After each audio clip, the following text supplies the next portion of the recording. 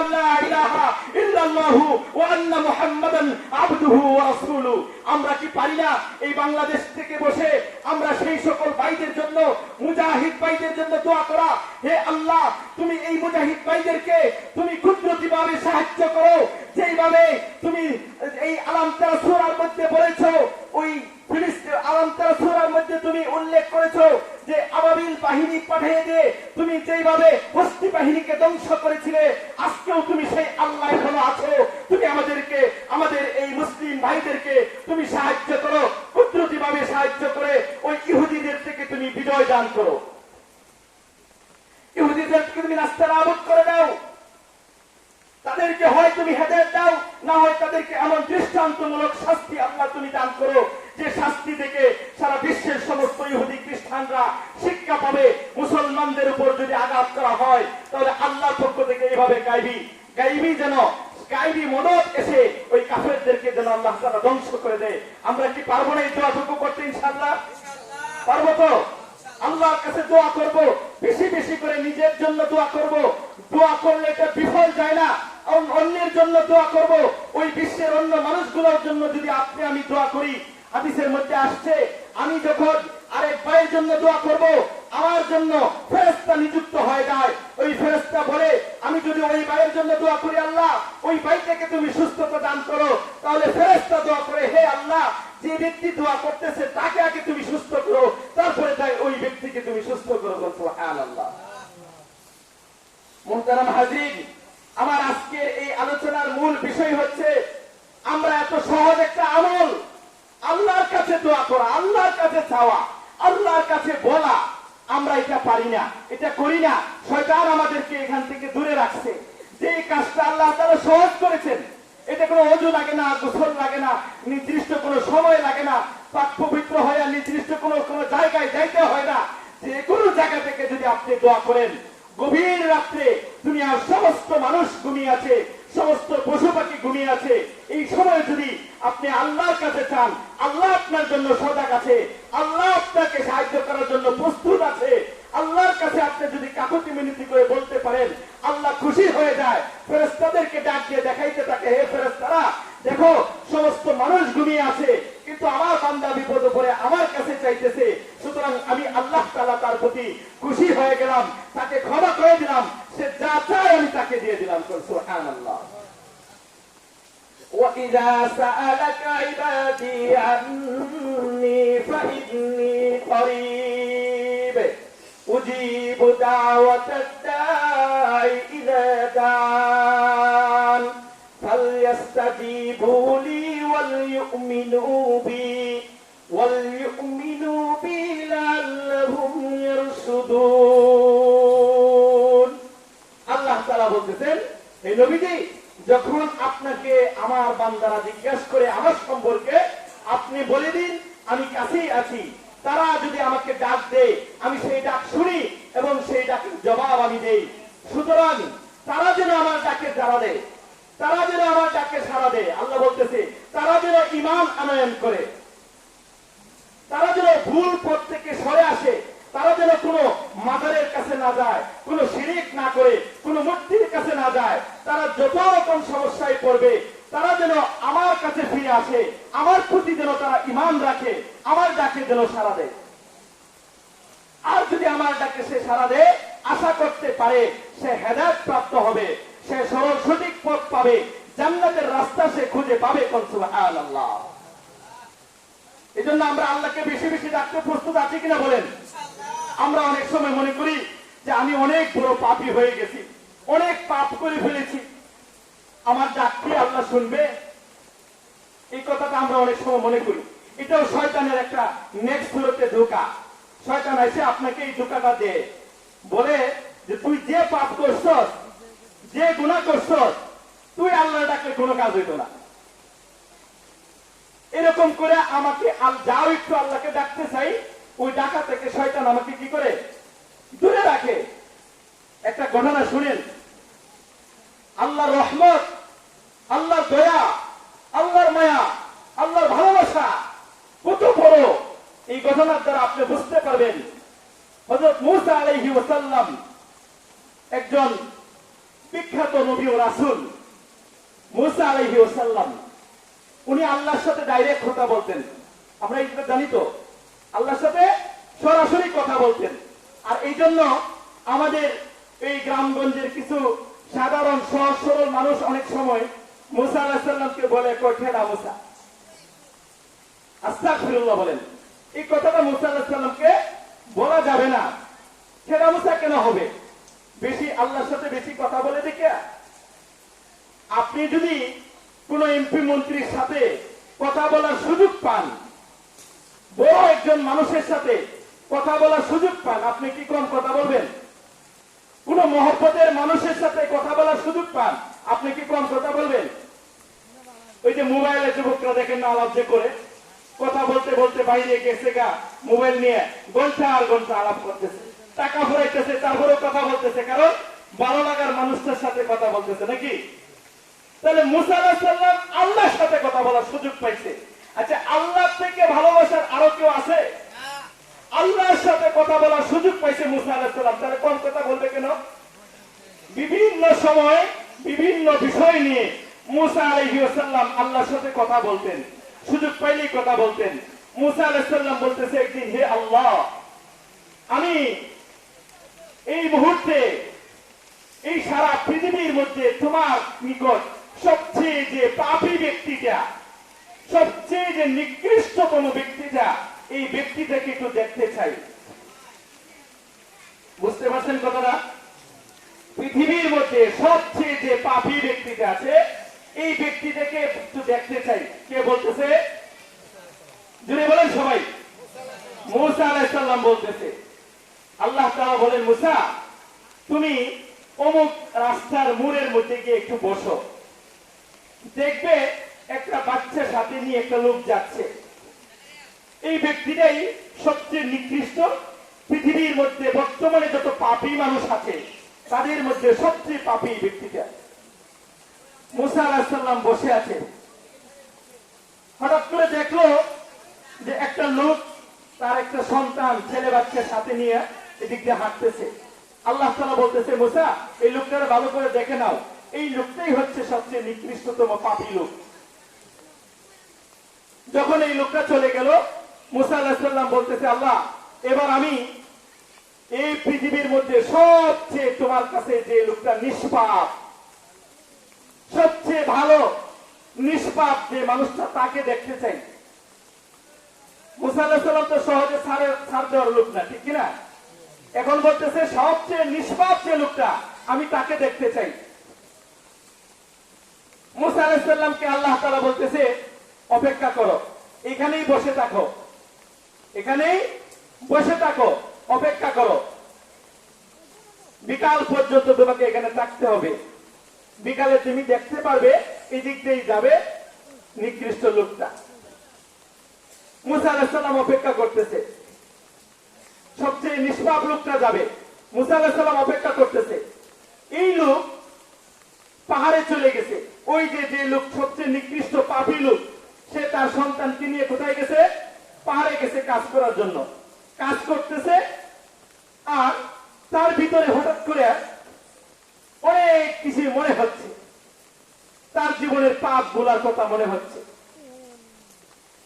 এই বাচ্চাটা, তার সন্তানটা জিজ্ঞেস করতেছে, আপা, এত দেখা যায় বিশাল বড় একটা পাহাড়, এত বড় পাহাড় আল্লাহ সৃষ্টি করছে, এর চেয়ে বড় আরো কিছু আছে? তখন ওই লোকটা বলতেছে যে এর চেয়ে বড় আছে। যে কি আছে? যে সাগর, সাগরের চেয়ে আরো অনেক বড়। কোথায়? তো ছেলেটা বলতেছে ওই সাগরের চেয়ে আরো বড় কিছু আছে। তো বাপের কাছে প্রশ্ন করছে, বাপে বলতেছে যে হ্যাঁ, সাগরের চেয়ে আরো বড় আছে। সাগরের চেয়ে কি বড় আছে? তো সাগরের চেয়ে বড় হচ্ছে আসমান। তো বাচ্চা মানুষ তো, সে কিন্তু এইটুকু বলে শেষ করে না, আবার জানতে চায়, বাবা, এই আসমানের চেয়ে আরো কিছু বড় আছে? সে জানতে চায়। এই দিক দিয়া বাবার ভিতরে ওই যে আগে থেকে তার অনুশোচনা হইতেছিল যে আমি যে পাপ করছি, পাপ করতে করতে তো বিশাল পাপ করে ফেলেছি, এমন কোন পাপ নাই যে পাপটা আমি করি নাই। তার কাছে মনে হয়ে গেল যে পাহাড়ের চেয়ে বড় সাগর, সাগরের চেয়ে বড় আসমান, কিন্তু আমার পাপ তো মনে হচ্ছে এর চেয়ে বেশি করে ফেলেছি। মানে তার ভিতরে বিরাট এক অনুশোচনা শুরু হইতে শুরু করছে। এক পর্যায়ে সে কান্না করে ফেলছে, কান্দে দিছে, কান্না করতেছে আর বলতেছে, বাবা তুমি আমাকে এর চেয়ে বড় কি আছে এটা জানতে চাও না। এর চেয়ে বড় হলো আমার পাপ। আমি অনেক পাপ করে ফেলেছি, আমি নিজেকে ধ্বংস করে দিয়েছি। আমার কাছে এই মুহূর্তে মনে হচ্ছে যে এই পাহাড়ের চেয়ে বড় সাগর, সাগরের চেয়ে বড় আসমান, কিন্তু এই সব কিছু থেকে বড় মনে হয় আমার পাপ। আমি অনেক বড় পাপী। এই পৃথিবীতে আমার চেয়ে বড় কোনো পাপী মনে হয় আর নাই। সে বিশাল অজুরে কান্না করতেছে আর মনে মনে তওবা করতেছে, আল্লাহ তুমি তো ইচ্ছা করলে মাফ করে দিতে পারো। আল্লাহ তো কোরআনে বলেছেন, লা তাকনাতু মির রাহমাতিল্লাহ, হে বান্দা তুমি যতই পাপ করো না কেন, তোমার পাপের চেয়ে আমার রহমত অনেক বড়, অনেক বড়। তুমি যতই পাপী হও না কেন, তুমি আমার রহমত থেকে নিরাশ হয়ে না, তুমি আমার রহমতের আশা করো। আমি আল্লাহ ইচ্ছা করলে তোমার এই পাহাড় সমতুল্য পাপ মুহূর্তের মধ্যে আমি ক্ষমা করে দিতে পারি। সুবহানাল্লাহ। এই ব্যক্তিটার মনের মধ্যে উদয় হতে লাগলো, আয় রব্বুল আলামিন, আমি দুনিয়ার সমস্ত মানুষের চেয়ে পাপী, কথা ঠিক। আমি পাহাড়ের চেয়ে বেশি পাপ করেছি, তা ঠিক। আমি আসমানের চেয়ে বেশি পাপ করেছি, তাও ঠিক।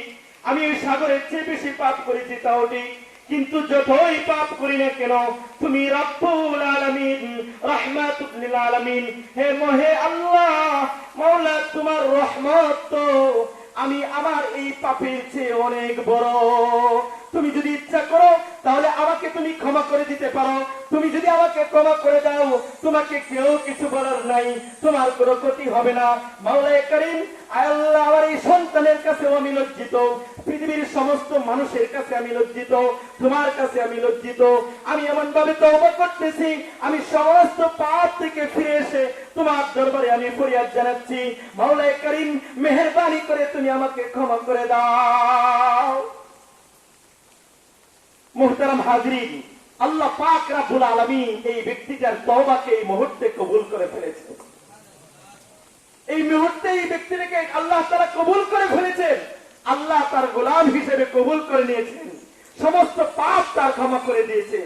এই ব্যক্তিটা যখন আবার সে বাড়ির দিকে যাচ্ছে, মুসা আলাইহিস সালামকে ডাক দিয়ে আল্লাহ তাআলা বলে, মুসা তুমি তো অপেক্ষায় আছো, সবচেয়ে নিষ্পাপ মানুষটাকে তুমি দেখবে, এই মুহূর্তে সবচেয়ে ভালো মানুষটাকে তুমি দেখবে, এই মানুষটার দিকে তাকাও এবং তুমি তাকে দেখে নাও। সুবহানাল্লাহ বলি চিৎকার করে, সুবহানাল্লাহ বলি। মুসা আলাইহিস সালাম দেখে আর অবাক, কি ব্যাপার, এই ছেলেটাকে সাথে নিয়ে এই লোকটা সকালে গেল, আল্লাহ তাআলা আমাকে দেখাইলো এই ব্যক্তিটা সবচেয়ে পাপী, সবচেয়ে নিকৃষ্ট, আবার বিকালে এই ব্যক্তিটাকেই আল্লাহ দেখাইতেছে এই ব্যক্তিটা সবচেয়ে নিষ্পাপ, আল্লাহর কাছে সবচেয়ে প্রিয়। আল্লাহ এটা কিভাবে হয়?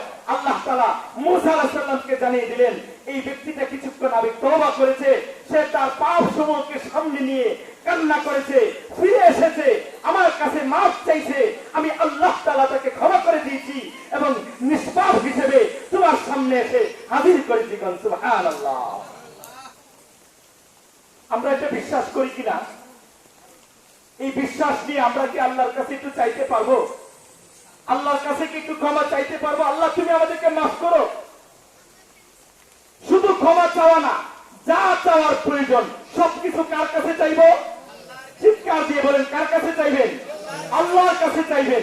যখন যা প্রয়োজন মানুষের কাছে না, আল্লাহর কাছে চাইবো। আল্লাহর কাছে যাওয়ার জন্য কোনো লোক ধরার প্রয়োজন নাই, কোনো কিছুর প্রয়োজন নাই। আল্লাহকে আমাদের আগে চিনতে হবে। আল্লাহ আপনার মাথা থেকে পা পর্যন্ত চিনে।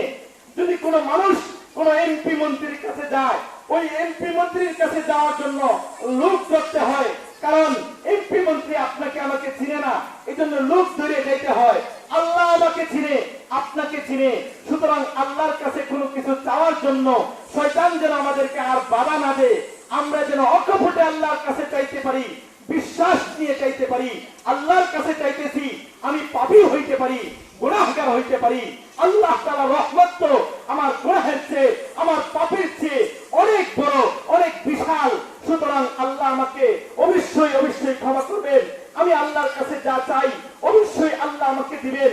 যদি আল্লাহ আমার জন্য দুনিয়াতে দেওয়াটা ভালো মনে করেন দুনিয়াতে দিবেন, না হয় আমার জন্য অবশ্যই আখিরাতে রেখে দিবেন। সুবহানাল্লাহ। শুধু চাওয়া নয়, আমি আলোচনা শুরু করেছি দোয়ার ব্যাপারে। দোয়া শরীয়তে এমন কোন ইবাদত নাই যে ইবাদতটার ক্ষেত্রে আল্লাহ তাআলা দোয়া দেন নাই।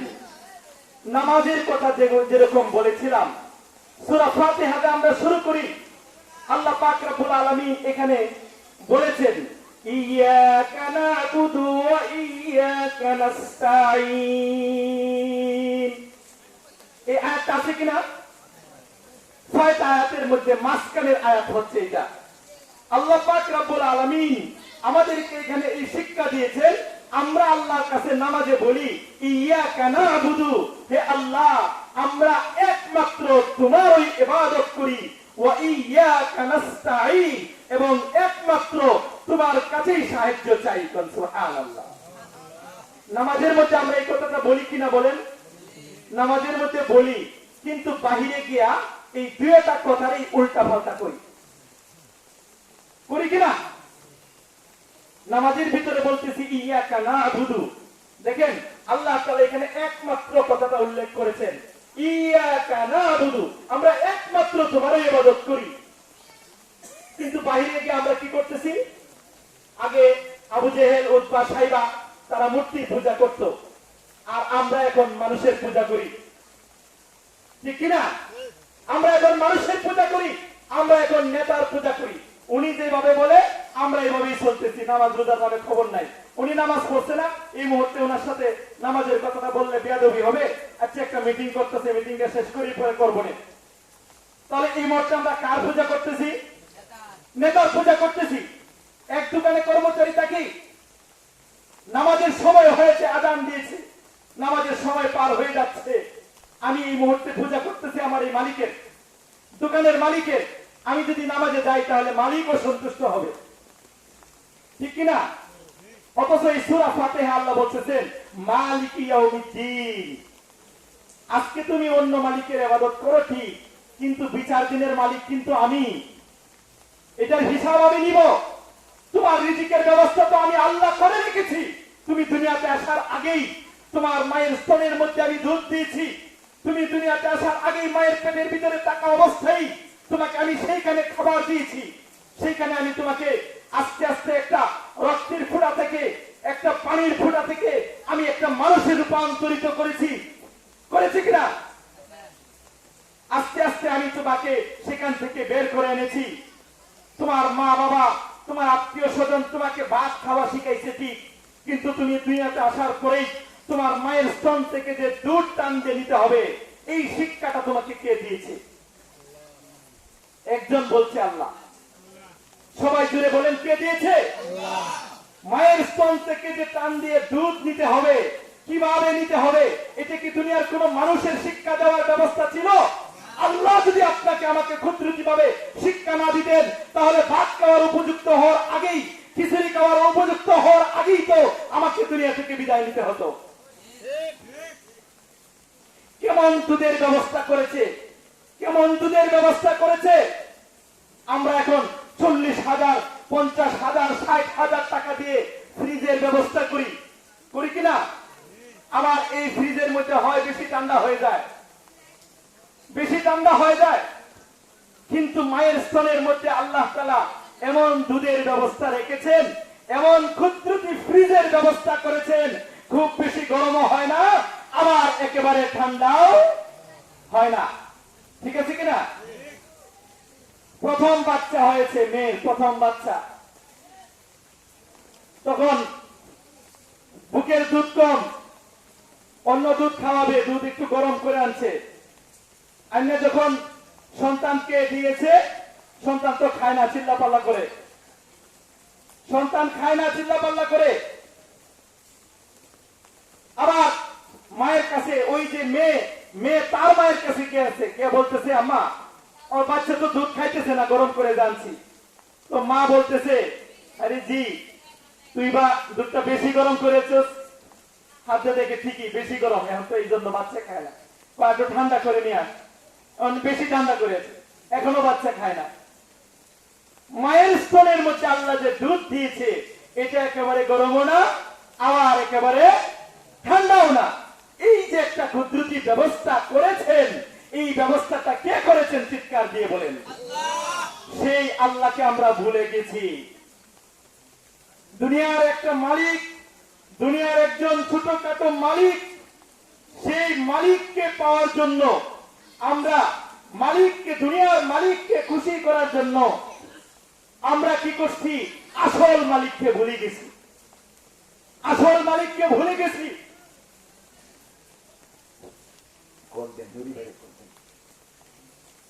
আসল মালিককে আমরা ভুলে গেছি। এই জবাব কিন্তু দিতে হবে। এই জন্যই আল্লাহ তাআলা সূরা ফাতিহার মধ্যে উল্লেখ করেছেন মালিকি ইয়াউমিদ্দিন, বিচার দিনের মালিক আমি আল্লাহ। বিচার দিনের মালিক আমি আল্লাহ। মুহতারাম হাজিরিন, এই বিষয়টুকু আমাদের মাথায় রাখতে হবে। মানুষ ভুলে যায়, ভুলে যাওয়ার জাতি মানুষ। এই জন্য বারবার মানুষ যেন রবের কথাটা তালকিন করতে পারে, রবের কথাটা ইয়াদ রাখতে পারে। এই জন্য আল্লাহ পাক রব্বুল আলামিন এই সমস্ত রূহ যখন একত্রে ছিল, এই আদম আলাইহিস সালাম থেকে নিয়ে শুরু করে কিয়ামত পর্যন্ত যত রূহ পৃথিবীর বুকে আসবে, সমস্ত রূহকে আল্লাহ তাআলা ওই রূহের জগতে একত্রিত করে আল্লাহ পাক রব্বুল আলামিন তার সিংহাসনে বসে একটা ওয়াদা নিয়েছিলেন।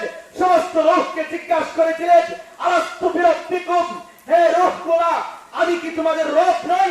আমরা সমস্ত রূহ একসাথে চিৎকার দিয়ে বলেছিলাম ক্বালু বালা, হে আল্লাহ অবশ্যই আপনি আমাদের রব। এই কথাটা আমরা বলেছিলাম কিনা?